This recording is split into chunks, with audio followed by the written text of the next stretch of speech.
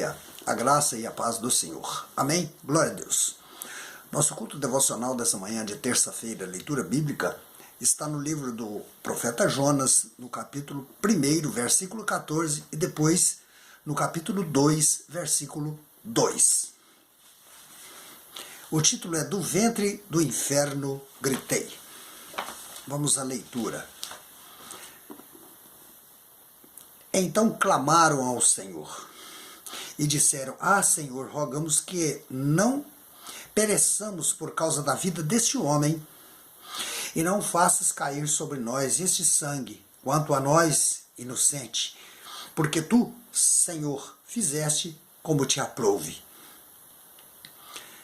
Então Jonas, do ventre do peixe, orou ao Senhor seu Deus e disse: Na minha angústia clamei ao Senhor, e ele me respondeu. Do ventre do abismo gritei, e tu ouviste a minha voz. Oremos ao Senhor.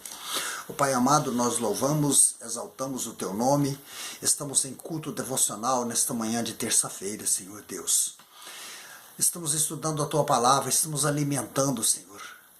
Fala conosco, Senhor, através da tua palavra que agora foi lida. Em nome de Jesus nós oramos. Amém. Glória a Deus. Amados, Jonas, ele fez ao contrário daquilo que Deus havia determinado que ele fizesse. Nós precisamos entender que tudo aquilo que nós fazemos na vida, nem sempre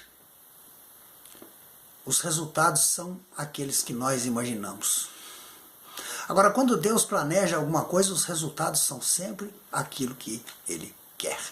A vontade de Deus prevalecerá em todos os sentidos. Ainda que Jonas tivesse tomado outro destino, ele entra num processo de queda, até o ponto de ser lançado por sugestão dele próprio ao mar por causa da desobediência.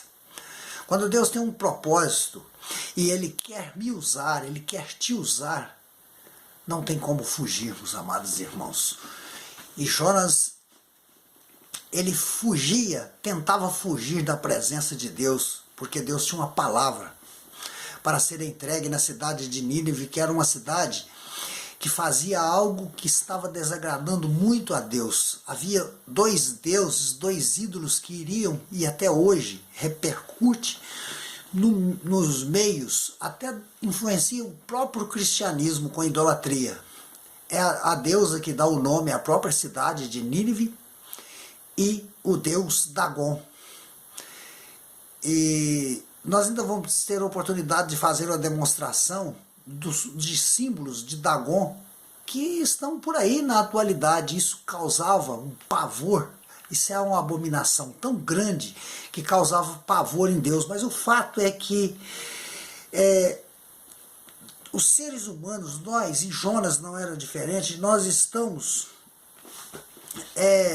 sob a mira do olhar de Deus, sobre a atenção de Deus. E Deus, ele não nos olha e não olha os pecadores com a mesma forma que nós olhamos. Ele enxerga com um olhar de misericórdia.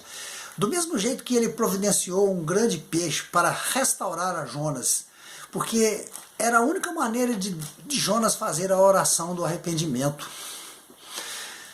Quando ele estava no ventre daquele peixe, ali ele clamou ao Senhor. Ali ele foi restaurado. Levou 3 dias para que acontecesse primeiro a restauração de Jonas. Depois ele depois de restaurado, cumprir o propósito de Deus. Vamos colocar as coisas na nossa vida nas mesmas condições, nos mesmos moldes do que aconteceu na vida do profeta Jonas. Primeiro, a restauração. Primeiro nós arrumamos a nossa vida com Deus e depois vamos fazer a vontade de Deus. Uma vez restaurados, agora sim, eu vou fazer a tua vontade, Senhor. Pense nisso, amado. Pense nisso, amada. Pensemos nisto, igreja. Nós estamos sendo restaurados não para a nossa própria salvação, simplesmente assim, mas para servirmos de instrumento para a salvação do mundo. Esta é a nossa responsabilidade, assim como era a responsabilidade de Jonas em anunciar a palavra de Deus para a cidade perdida de Nínive. Esta é a função nossa como igreja, restaurar os pecadores para Cristo, para evitar que eles possam ir a juízo e serem condenados ao inferno. Portanto, clamemos hoje ao Senhor enquanto é tempo. Atendamos, pois, a convocação de Deus para esta seleção daqueles que anunciam a palavra de Deus. Façamos o nosso papel como igreja promotora da restauração de vidas. Este era o papel de Jonas. E durante 3 dias, assim como aconteceu com Jesus, durante 3 dias, ele veio trazendo a restauração completa, que foi a presença do Espírito Santo, para permanecer conosco na forma de consolador, na forma de orientador, na forma de mestre, para trazer-nos a palavra no dia a dia, para a vida da igreja. Assim Jonas também. 3 dias ele teve como meditar e ser restaurado para ser vomitado pelo peixe na cidade de Nínive, ali ele poder anunciar grandes coisas que o Senhor tinha um propósito para aquela cidade idólatra, para aquela cidade pecadora.